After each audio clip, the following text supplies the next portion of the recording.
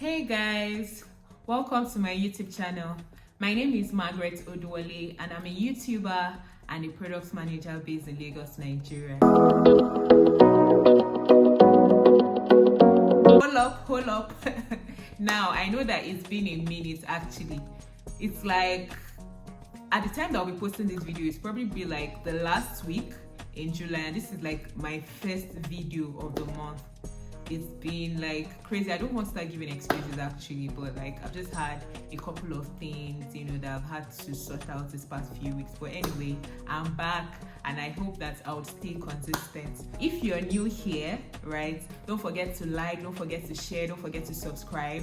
Like I always say, that's how we do here. And then if you're a returning subscriber, thank you so much for your support. Thank you for your love. Thank you for sticking with me. I appreciate it. Okay guys, let's get into the video. So today I'm going to be talking about money, right? Money moves that I have been making in 2025 to secure my financial future. This is a topic that I feel like it's not spoken about so much. Like if you actually want to find out about money, the information is not readily available. You actually have to do the hard work. You have to search, right? The onus is on you to go out there and look for the information that you need, right, in order to take the right actions. I just thought, you know what, this is something that I've been doing this past few months. I mean, I'm not a pro, disclaimer, I'm not even a pro. I'm still scratching the surface. I'm nowhere close to where I want to be yet, right? I'm actually sharing my journey with you guys as I'm going through it. And I also hope that this video is able to inspire you, right? Is able to push you to action. Okay, so let me backtrack a little bit, right? I think the habit of saving money has actually always been there, right? From my foundational years, from my formative years. I remember when I was like still in secondary school, my mom would buy me like piggy banks, what we would call kolo, right? Or in our own colloquial words or language, we call it kolo. Kolo? I said kolo. We call it kolo, right? So I mean, yeah, my mom got me a few of those and I will always save money. I just always found it so fascinating when I break the piggy bank and, I just say, I think there was a time I actually saved like 14k. This was maybe what? Maybe it was like JS2 or JS3 and that was like, I felt like a billionaire. I felt so rich. I felt like, wow, I can't believe it. And then of course, my mom, I don't know, African mothers, I was so happy. I went to show my mom and that's how she said, bring it, let me keep it for you. And that was the end of it. And yeah, that was something, I did consistently until even when I was in uni, right? So fast forward to when I actually started working properly, 2020, right? As at this time, this was when the Naira devaluation became like crazy. Like it was very constant, every day, every month, the Naira was just devaluing, right? And at the time, I actually just started making money. I just started a corporate job at the time, right? And it just didn't make sense to save money in Naira. So I decided to open a domiciliary account, right? I decided to open a DOM account. So I went to the bank, I opened the account, and then it was time to fund the account, which was a hassle, right? Because at the time, I'll have to look for like a bureau de change guy, change the Naira to dollars, then now take the dollars to like a fiscal branch to go and deposit it. That was so stressful. I couldn't keep up. And then a few months after, I stumbled on this app called RiseVest. Some of you might have heard about it, but if you've not heard about it, please go and check it out. I set up my profile, set up my account on RiseVest, and then now instead of going to like the fiscal bank to deposit money, it was easy. This was easy because I could just sit in the comfort of my home, do a transfer. I had a USD wallet, and then the money would be transferred into my USD wallet. Yeah, that was very convenient for me. So I actually really enjoyed the convenience, but I didn't know much about finances. My financial education was non-existent literally. So I was just saving passively, right? But I felt like it made more sense at least to leave the money in a currency that is stable. And then another good thing that RiseVest also did was it would pay you an interest for leaving money in your wallet. They will pay that interest monthly. So I thought, okay, that's cool. I mean, I'm making extra money on the side and the money is in a currency that is relatively stable. So, it all works, it all checks out. And I did that for like 3-4 years. But I came into 2025 with a new ginger. I'm like, I have a financial goal that I have to meet. I cannot continue like this. What's all this? What's this?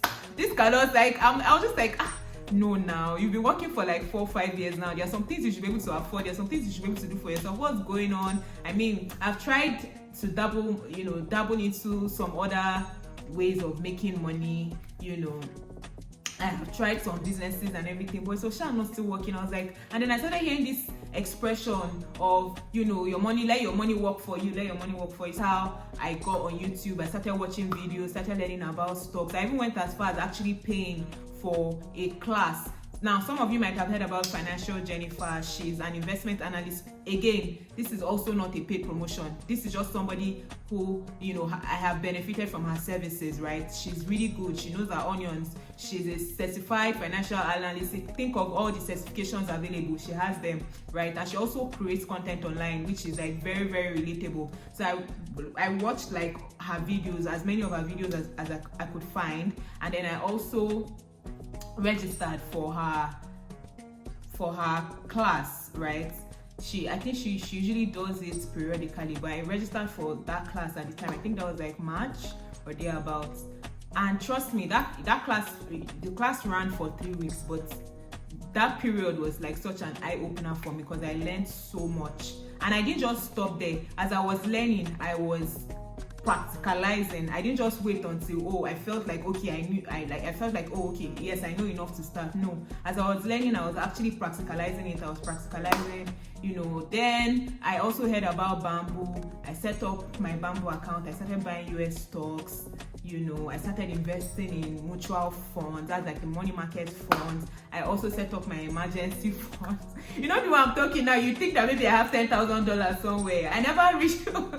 I've not gotten to where I want to be yet at all. Like I'm really far from there. But I think what I've just found so fascinating, and which I actually want to share with you guys, is I would go on the app because I check the app periodically as well. I'll go there and I'll just see that, maybe a stock that I bought, I've made $10 for me, $15. I'm like, now so this thing they work, because I'm literally not doing anything. I'm just going there and the money is increasing, and I'm like, whoa. But let me also put this out there as well, this caveat: the way the money goes up, that's how it can go down. However, because I had registered for that class, I had gotten financial education. Now I was in a place where I was comfortable, because there were times, especially when this whole tariff, with Donald Trump and the tariffs that he was imposing on certain countries. Whenever he imposes a tariff, like once that news goes out, US stocks will come down. That was going, like, I think it's even still ongoing, right? So there are days that you actually go there and you see that the stock has devalued. But because of the financial education I had gotten, I knew that there was really nothing to worry about, because me, I'm there for the long game, not the short game, right? I'm more of like an investor, not a trader, because traders, they're people that maybe they do it for like short-term gains. Me, I'm actually there for like the long run, right? I am trying to secure my own financial future. So yeah, this is the main purpose for this video. Sometimes I'm like, I don't even know the niche of this my YouTube channel. Today I'm talking about this, tomorrow I'm talking about that. But if you go to my bio, I said that this channel is for personal development. So this financial education is also under the umbrella of personal development, right? Because at the end of the day, it's personal development for me, because I've learned more. It was my goal to become financially educated this year. I feel like I'm on track, right? And I've also started practicalizing some of the things I've been learning, and I thought to share with you guys. So guys, 2025 can still be your best financial year yet, right? And it's never too late. That's another thing. It's never too late. There's this expression, right, where they usually say that whenever you wake up, that's your own morning. It's too late when you continue to procrastinate, because the more you keep procrastinating, right, you actually will be shooting yourself in the foot. So start today, start now, start small. There's enough information for you to do your own background research, get to a place where you are fairly comfortable to actually take that first step, right? So, and then for me, I've been so happy to share this with like everybody around me, my friends, my family. I always want to talk about it. I even join communities. That's another thing I must mention. I joined like communities as well, like WhatsApp communities, like-minded people. I joined communities with like-minded people who also are on this journey as well. So a lot of times I'll go there, I'll ask for information, right? They're able to steer me in the right direction. We share ideas. These are just some things really that I have done personally to ensure that this is my financial goal for 2025, I hit it, right? And even if I don't get to hit it, like at least I'm close to it. So that's everything that I wanted to share with you. So if you've enjoyed this video, please leave a comment in the comment section. If you have questions, please ask.